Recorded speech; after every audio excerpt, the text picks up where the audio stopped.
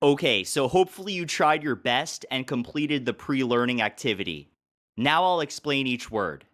First, let's talk about the word give. While this word is perfectly acceptable in everyday conversation, in a professional setting, it can be more appropriate to use the word provide instead. For example, instead of saying, "Can you give me the report for the KOL?" you might say, "Could you please provide me with the report for the KOL?" Next, we have tell more information. In a professional context, it can be more effective to use the word explain instead. For instance, instead of saying, "Can you tell me more about why this therapy is so effective?" you might want to say, "Let me explain why we have the most effective therapy on the market." And if you need someone to provide you with additional information, you could ask them, "Please provide an explanation for your opinion." If you need someone to expand on a topic, you can use the word elaborate.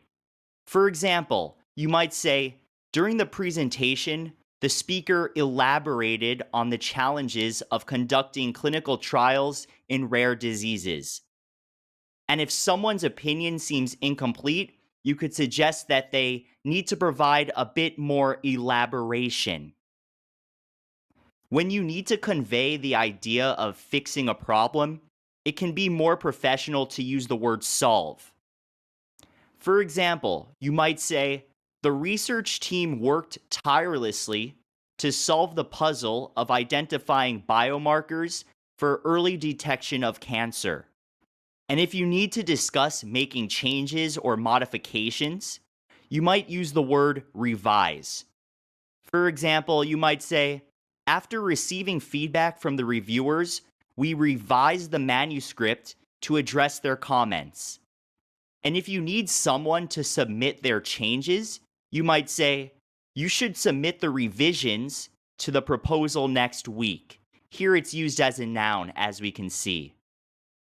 And finally, when you need to talk about leading or guiding a project or process of some sort, you might use the word conduct.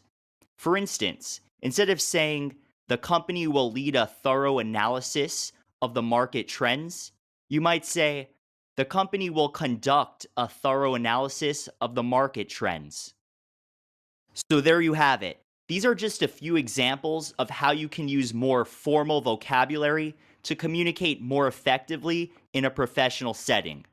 I hope you found this demonstration helpful, and I look forward to working with you in our future sets. Thanks for watching.